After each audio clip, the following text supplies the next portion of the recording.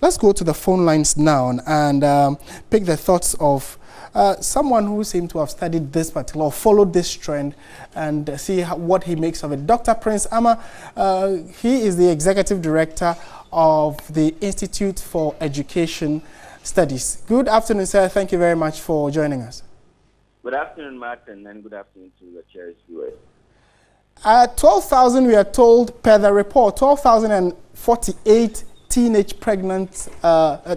who have been impregnated, as we are told, is a decline from a higher number. But from what you think, do you think that we have made any progress at all in fighting teenage pregnancy? Well, I think that the issue of teenage pregnancy has to be properly addressed within the context of a proper regulation and policy framework, especially from the Ministry of Education and the Ministry for Gender Protection, Gender and Social Protection. I think that the figure is very huge, especially coming from just one region. It's very huge, and much proactive policy intervention has to be put in place. Yes, but there are also concerns with regard to the general overview. I mean, how do you think this is coming out? Is there something the country or these areas where these numbers are prevalent, something is being done wrong? What is happening? Well, it has to do with education on sexuality and sexual life, and especially young people growing up. It seems more or less to be an abomination to discuss sexual issues with kids, which could be one of the potential reasons for the upsurge in this social problem. So we have to consider discussing sex issues, sex education with our kids at home, and not to be seen as a taboo. But if you look at the data that has been presented, what must be very shocking will be in relation to the ones that have been identified, are associated with teachers.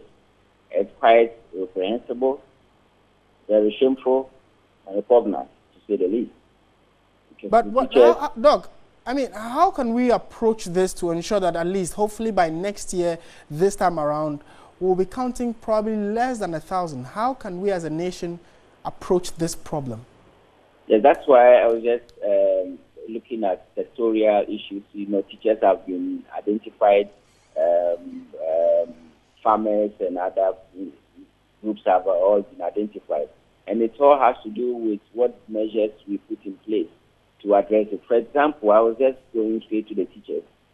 Teachers are put in place, they have been entrusted with the responsibility of taking care of their kids. They have public trust and which they must hold sacred.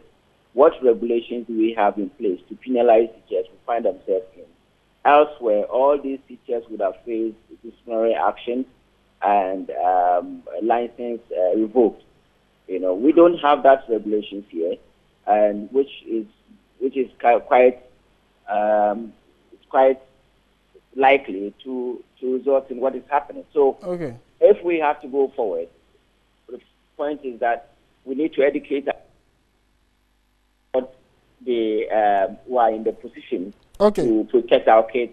Have that there's some regulation to protect the kids and to deal with people who put our children in this unfortunate situation. My final question would have to do with the fact that from what we have in terms of the statistics from the central region, we're told that about 837 of the teenagers who were said to have been, impregnated by people do not know the professions of their partners, and some of them, they can't even find them. So in this case, do you think that there are we have punitive measures in place to prevent men from, going through these kinds of exercises? And then that aside, the girls who probably tempt these men, what can be done to them as well? Well, if you understand? I mean, what we need to understand is that teenagers are classified worldwide as vulnerable groups. The adults are responsible. Elsewhere, everywhere, they are responsible for whatever that the children find themselves in terms of, for example, getting them pregnant. So they are vulnerable groups. The adults are the ones always held responsible. First, what we don't seem to have, the regulations are there, but they are inefficient in terms of dealing and protecting our kids. And that's what we need to do. What we need to do is that people must be punished for putting children in that unfortunate situation.